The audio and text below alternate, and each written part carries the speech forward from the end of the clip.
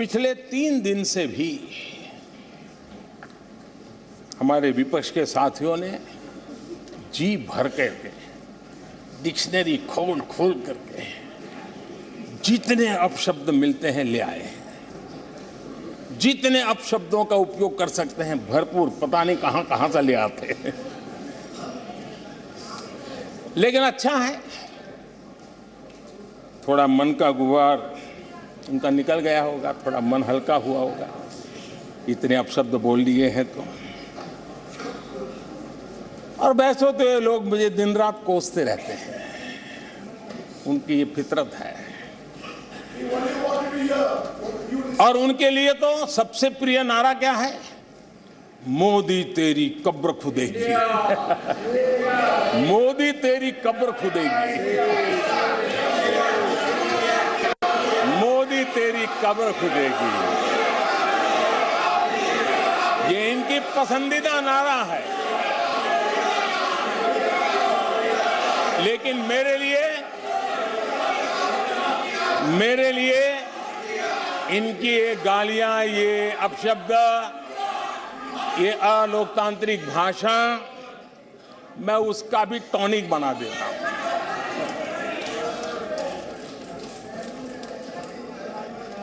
और ये ऐसा क्यों करते हैं और ये क्यों होता है, आज मैं सदन में कुछ सीक्रेट बताना चाहता हूं। मेरा पक्का विश्वास हो गया है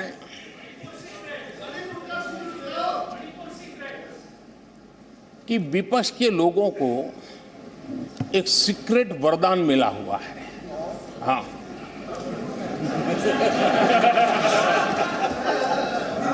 सीक्रेट वरदान मिला हुआ है जी। और वरदान ये कि ये लोग जिसका बुरा चाहेंगे उसका भलाई ही होगा।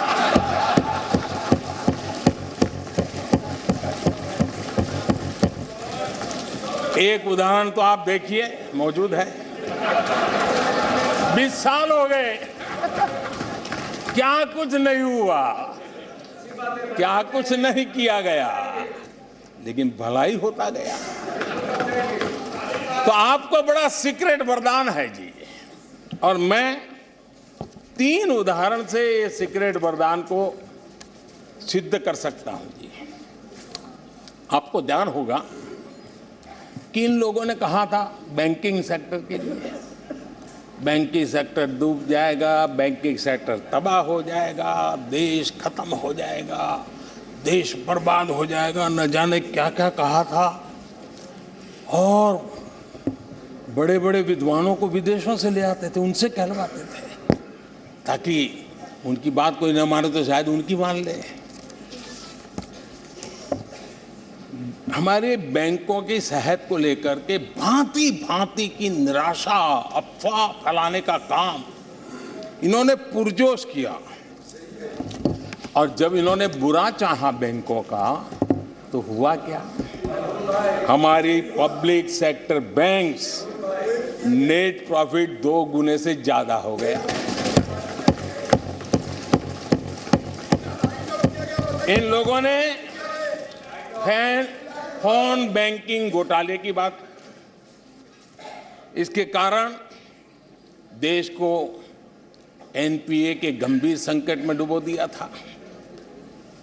बीते दिनों की बात हो रही है, लेकिन आज जो उन्होंने एनपीए का अंबर लगा के गए थे, उसको भी पार कर करके हम एक नई ताकत के साथ निकल चुके हैं। और आज सुबह निर्मला जी ने विस्तार से बताया है कि कितना प्रॉफिट हुआ है। दूसरा उदाहरण, हमारे डिफेंस के हेलीकॉप्टर बनाने वाली सरकारी कंपनी HAL,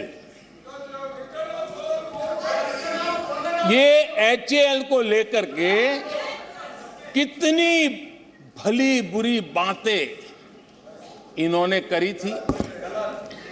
क्या कुछ नहीं कहा गया था HAL के लिए, और इसका दुनिया पे बहुत नुकसान करने वाली भाषा का प्रयोग किया गया था। और HAL तबाह हो गया है, HAL खत्म हो गया है, भारत की डिफेंस इंडस्ट्री खत्म हो चुकी है। ऐसा न जाने क्या क्या कहा गया था HAL के लिए। इतना ही नहीं, जैसे आजकल खेतों में जाकर के वीडियो शूट होता है, मालूम है ना? हाँ, खेतों में जाकर के वीडियो शूट होता है, हाँ। वैसा ही उस समय HAL फैक्ट्री के दरवाजे पर मजदूरों की सभा करके वीडियो शूट करवाया गया था और वहां के कामगारों को भड़काया गया था। अब तुम्हारा कोई भविष्य नहीं है, तुम्हारे बच्चे मरेंगे, भूखे मरेंगे, HAL डूब रहा है। देश की इतनी महत्वपूर्ण इंस्टीट्यूट को इतना बुरा चाहा, इतना बुरा चाहा, इतना बुरा कहा कि वो सीक्रेट आज HAL सफलता की नई बुलंदियों को छू रहा है। HAL ने अपना highest ever highest revenue register किया है। इनके जी भर करके गंभीर आरोपों के बावजूद भी वहां के कामदारों को, वहां के कर्मचारियों को उकसाने की भरपूर कोशिश के बावजूद भी आज HAL देश की आन बान शान बन के उठ रहा है। आदरणीय अध्यक्ष जी, जिसका बुरा चाहते हैं वो कैसे आगे बढ़ता है, मैं तीसरा उदाहरण देता हूं। आप जानते हैं LIC के लिए क्या क्या कहा गया था? LIC बर्बाद हो गई, गरीबों के पैसे डूब रहे हैं, गरीब कहां जाएगा, बेचारे ने बड़ी मेहनत से LIC में पैसा डाला है। क्या कहें, जितनी उनकी कल्पना शक्ति थी, जितने उनके दरबारियों ने कागज पकड़ा दिए थे, सारे बोल लेते थे, वो सारे बोल लेते थे। लेकिन आज LIC लगातार मजबूत हो रही है। शेयर मार्केट में रुचि रखने वाले को भी ये गुरु मंत्र है कि जो सरकारी कंपनियों को ये लोग गाली देना, आप उसमें दांव लगा दीजिए साहब, अच्छा ही होने वाला है।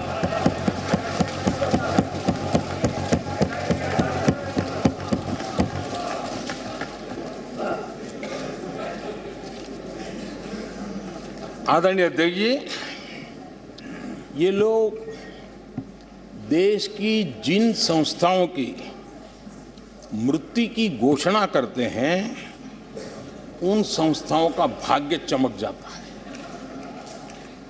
और मुझे विश्वास है कि ये जैसे देश को कोसते हैं, लोकतंत्र को कोसते हैं, मेरा पक्का विश्वास है देश भी मजबूत होने वाला है, लोकतंत्र भी मजबूत होने वाला है और हम तो होने ही वाले हैं।